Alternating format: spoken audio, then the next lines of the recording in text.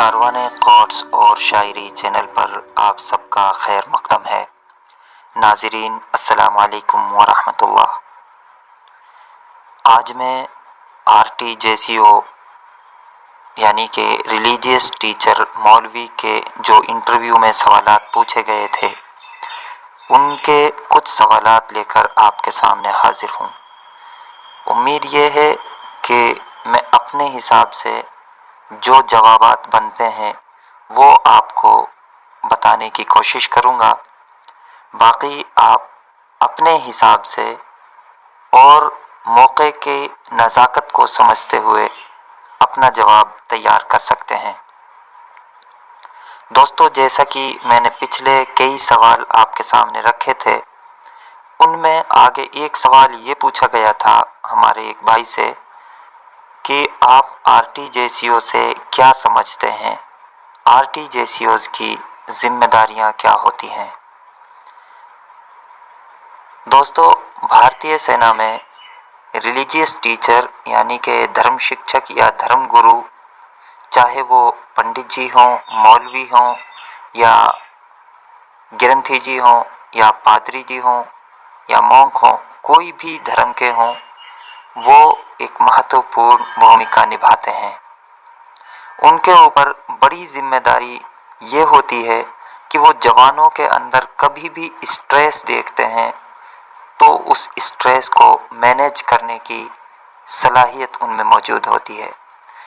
जवान अपनी बात डायरेक्टली RTJCO से कर सकते हैं, जबकि जवान अपनी प्रॉब्लम्स को JCOs या फिर ऑफिसर्स के सामने नहीं रख सकते।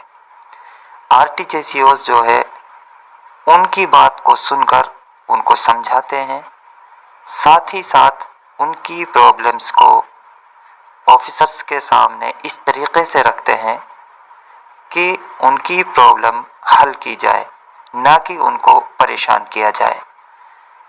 जवान ऐसा होता है, कभी कभार घर में टेंशन होती है, वो बातें पंडित जी से या मौलवी जी से शेयर करते हैं। इसी तरीके से उसको कोई फाइनेंशियली प्रॉब्लम होती है या वो किसी गलत काम में मुलविस हो जाता है, तो उस वक्त RTJCOs को ही जिम्मेदारी दी जाती है कि उन लोगों की प्रॉब्लम्स को सॉल्व करें, उनको समझाएं। RTJCO भारतीय सेना में इसलिए भी महत्वपूर्ण भूमिका निभाते हैं क्योंकि यहाँ छोटे और जूनियर और सीनियर का भी बड़ा मसला होता है। जूनियर अपनी बात को सीनियर के सामने सही से नहीं रख पाता, तो RTJCO उनके बीच की एक कड़ी होता है जो उनकी प्रॉब्लम्स को सीनियर्स के सामने रख सकता है। RTJCO एक ऐसा शख्स होता है जो जवानों को, उनकी प्रॉब्लम्स को, उनकी बातों को बड़े ध्यान से, बहुत ही धैर्यपूर्वक सुनते हैं, जबकि दूसरी जगह उनको जवानों को गालियां सुनी पड़ जाती हैं। यहाँ गालियां नहीं दी जाती हैं, बल्कि प्यार से उनकी बातों को सुना और समझा जाता है। फिर और भी बहुत सारी चीज़ें होती हैं, जैसा कि धार्मिक काम जो भी होते हैं वो RTJCOs करते हैं अपने अपने धर्म के अनुसार। इसी तरीके से एकता बनाए रखने के लिए RTJCOs बहुत महत्वपूर्ण भूमिका निभाते हैं। जवानों के अंदर कभी भी कोई भी ऐसी बात नहीं होनी चाहिए जो धर्म के प्रति एक दूसरे के अगेंस्ट हो। हमेशा एक दूसरे की सपोर्ट करते हुए जवानों को मोटिवेट करते हैं। ख़ास तौर से जंग के मौके पर, ऐसे हालात में जहां जवान डिप्रेशन का शिकार हो जाते हैं, जहां जवान डीमोटिवेट हो जाते हैं, उस समय पर जवानों को मोटिवेट करना RTJCOs की बड़ी जिम्मेदारी होती है। वो अपने धर्म के प्रति जवानों को मोटिवेट करते हैं, उनको समझाते हैं और उनको दुश्मन के खिलाफ लड़ने के लिए तैयार करते हैं। अब एक सवाल था, आरटीजेसीओ में आप क्यों आना चाहते हैं? तो दोस्तों, भारतीय सेना में बहुत ही इम्पोर्टेंट डिपार्टमेंट या शोबा बोल सकते हैं। यहाँ आपके धर्म का काम भी होता है और आप सबसे बड़ी बात यह है कि भारतीय सेना के जवानों को एकता की तरफ लेकर के जाते हैं, धार्मिक तौर पे उनको स्ट्रॉन्ग करते हैं। उनको कभी ऐसा लगता है कि उनकी बातों को नहीं सुना जा रहा है तो आप उनकी बातों को सही तरीके से दूसरों तक पहुंचाते हैं, उनकी प्रॉब्लम्स को सॉल्व करते हैं। तो हर आदमी ये चाहता है कि मैं अपने जवानों के लिए एक मॉडल बनूं। आरटीजेसीओ एक मॉडल होता है, तो इसलिए हम भारतीय सेना में आना चाहते हैं। दूसरा, ये जो पद है ये बहुत अच्छा पद है, बहुत रेस्पेक्टफुल पद है। यहाँ इंसान की सबसे ज़्यादा रेस्पेक्ट की जाती है बतौर धर्मगुरु। आप ये भी कह सकते हैं कि डायरेक्ट भारतीय सेना में नायब सूबेदार का पद मिलना बड़ी उपलब्धि होती है। इसलिए मैं अपने आप को इस काबिल समझता हूँ कि मैं अपनी जो एजुकेशन है, अपनी जो नॉलेज है, अपना जो इल्म है, उसके अनुसार अपने जवानों के अंदर ये चीज़ पैदा कर सकता हूँ। एक सवाल और भी, इसमें बहुत सारी चीज़ें आप ऐड कर सकते हैं अपने हिसाब से। एक सवाल ये पूछा गया था कि अगर फौजी जंग के लिए तैयार नहीं हो रहा है तो आप उसको कैसे तैयार करेंगे? लड़ाई का समय आ गया, जवानों को लग रहा है कि भाई दुश्मन मजबूत है, हम लोग कमज़ोर हैं, तो आप उसको कैसे तैयार करेंगे? मतलब हौसला उसका कैसे बढ़ाना है? तो सबसे पहले आप अपने धर्म के अनुसार उनको समझाएंगे, उनको जो उन्होंने कसम खाई थी वो कसम याद दिलाएंगे, उनको बताएंगे कि अगर हम लोग जब तक यहाँ पर तैयार हैं दुश्मन के ख़िलाफ़ लड़ने के लिए, तभी हमारे बच्चे, हमारे बच्चियाँ, हमारी फैमिलीज़, हमारा देश सुरक्षित है। अगर हम लोग तैयार नहीं हैं तो दुश्मन न हमें छोड़ेगा, न हमारी फैमिलीज़ को छोड़ेगा, न हमारे बच्चों को छोड़ेगा जिनके लिए हम अपनी जान बचाने की कोशिश कर रहे हैं ना, वो दुश्मन आके हमें ग़ुलाम बना लेगा, वो दुश्मन हर तरीक़े के हथकंडे अपनाएगा।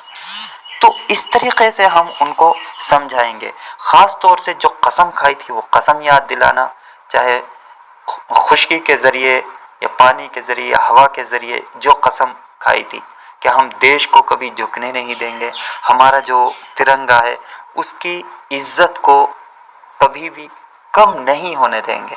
हमारी जान चली जाए लेकिन हमारी आन, हमारी शान बाकी रहनी चाहिए। कभी कभी बीच बीच में कोई शेर भी बोल करके उनको समझाएंगे, जैसे कि एक शायर कहता है, नहीं तेरा नशे मन कसर सुल्तानी के गुंबद पर, तो शाही है बसेरा कर पहाड़ों की चट्टानों में। फौजी तो हमेशा सहराओं में, जंगलों में, पहाड़ों में, पहाड़ की चोटी पर ही रहता है। तो ये शायर यही कह रहा है कि तेरी रहने की जगह कोई बादशाहों के महल नहीं है, बल्कि तू तो इस देश की रक्षा करने के लिए, इस देश की हिफाजत करने के लिए आया है। तो तेरी जगह कहाँ है? एक शाहीन, एक उकाब जो परिंदा है उसके जैसे तुझे तो ऊंची चट्टानों में रहना है। तो इस तरीक़े से हमें जवानों को समझाना है, वो पक्का दुश्मन के ख़िलाफ़ लड़ने के लिए तैयार होंगे। एक सवाल एक भाई से पूछा गया था कि कई बार ऐसा होता है हमारे जवान जो है वो डिप्रेशन में चले जाते हैं और इस बिना पर वो बहुत ज़्यादा शराब पीना शुरू कर देते हैं। उस वक्त आप उनको कैसे समझाओगे? इस चीज़ से कैसे, डिप्रेशन से कैसे निकालोगे? उनकी शराब कैसे छुड़ाओगे? या और नशे की लत लग जाती है उससे कैसे छुड़ाओगे? तो दोस्तों, ये एक प्रॉब्लम है सच में। डिप्रेशन इंसान को कहीं पर भी आ सकता है, स्ट्रेस में आदमी कहीं पर भी जा सकता है। तो स्ट्रेस मैनेजमेंट के बारे में बहुत सारी क्लासेस आप यूट्यूब पर भी देख सकते हैं, वो आपको मिल जाएंगी। स्ट्रेस को कैसे मैनेज करना है, उस सबसे पहले हम जवान से उसकी प्रॉब्लम्स को पूछेंगे, प्रॉब्लम क्या है, प्रॉब्लम कहाँ पर है। उसके बाद उसको सुझाव देना शुरू करेंगे, भाई आपकी प्रॉब्लम यहाँ है। अगर घर से प्रॉब्लम है तो उस तरीक़े से समझाएंगे, अगर अपने सीनियर्स से प्रॉब्लम है तो उस तरीक़े से समझाएंगे। डेली डेली जवान से मुलाकात करेंगे, उससे मिलेंगे, उससे बातचीत करेंगे, उसका स्वभाव समझने की कोशिश करेंगे। कभी कभी डिप्रेशन की वजह ये भी बन जाता है कि जवान कहीं पर जुआ या कुछ दूसरे उसमें अपना पैसा बर्बाद करने लगता है। तो जब पैसा नहीं होता है तो डिप्रेशन में जाता है। इसकी ये प्रॉब्लम है तो इसका सलूशन दूसरा है। देखो, कोई भी बंदा किसी के लिए पैसे दे नहीं सकता, बल्कि उसको ज़बानी तौर पर प्यार से समझा सकता है।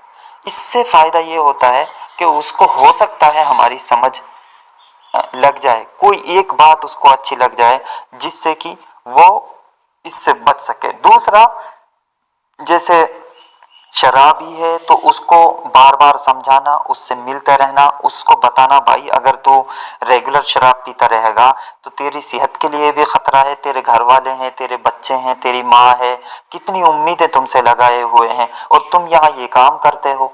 इसके साथ साथ जहाँ से शराब मिलती है वहाँ से उसको लेने के लिए रोकना है, लेने नहीं देना है। ये चीज़ें कई बार आती हैं, उसका ध्यान रखना है। बार बार जब आप मिलेंगे तो उसको ऐसा लगेगा कि हाँ भाई, मेरे से एक धर्म गुरु, धर्म शिक्षक मिलने आ रहा है, आरटीजेसीओ मिलने आ रहा है, डायरेक्ट सीओ साहब से वो मिलता है। हो सकता है मेरी बात सीओ साहब तक जो गलत तरीके से पहुंची हुई है, मेरी अच्छी छवि को ये पेश करेगा। तो आरटीजेसीओ होता है तो वो हमेशा अच्छी छवि जवानों की लोगों के सामने प्रेजेंट करता है, वो कभी भी गलत राय लोगों को नहीं देता है। ये आरटीजेसीओ की जिम्मेदारी होती है। इस तरीके से हम जवानों को मोटिवेट कर सकते हैं, उनको डिप्रेशन से निकाल सकते हैं, उनके गलत कामों से हम उनको रोक सकते हैं। दोस्तों, आज के लिए बस इतना ही। कल फिर हाजिर होते हैं कुछ और सवालात के साथ। अस्सलाम वालेकुम व रहमतुल्लाह।